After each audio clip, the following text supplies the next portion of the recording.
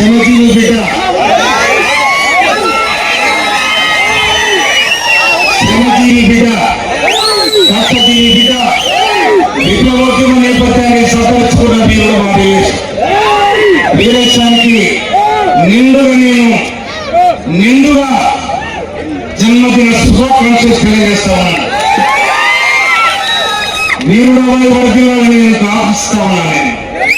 ఈ ప్రజల కోసం నేను బతకాలని, ఈ పేద ప్రజల కోసం బతకాలని, ఈ రైతాంగం కోసం బతకాలని, ఈ శ్రమజీవుల బిడ్డల కోసం బతకాలని, అది నిన్ను దేవుడు ఆశ్రయించాలని, నిజంగా ఈ మహిళా సోదరుల కోసం సర్వస్వం బతికేదనగా ఏం కావాలి.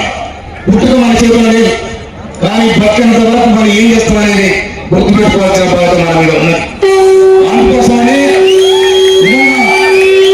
ఈ దేశం 40 అయిపోయి 40 ఏళ్ళు అమలు ఎక్కిండు. తమరు నిజంగా ఇన్నర్ పాపడి గారు చెప్పినట్టు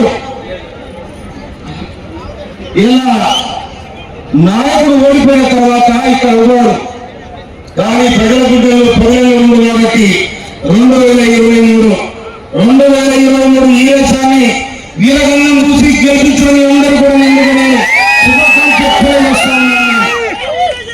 అందుకోసం ఈ సందర్భంగా ఇదే నియోజకవర్గం బిడ్డ, ఇదే నియోజకవర్గం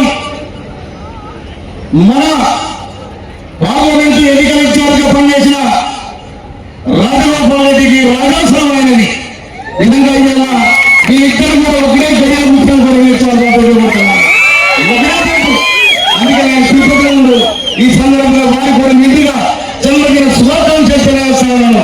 మీకు ఒక కొడుకు ఎనవాని సహచరిని మీరందరూ కూడా చల్లగా ఉండాలని, నిండుగా ఈ ప్రజల జీవనానికి ఎప్పుడు ఉంటామని చెప్పి ఆకాంక్షిస్తూ నేను నిండుగా మీకు జన్మదిన శుభాకాంక్షలు తెలియజేస్తాను.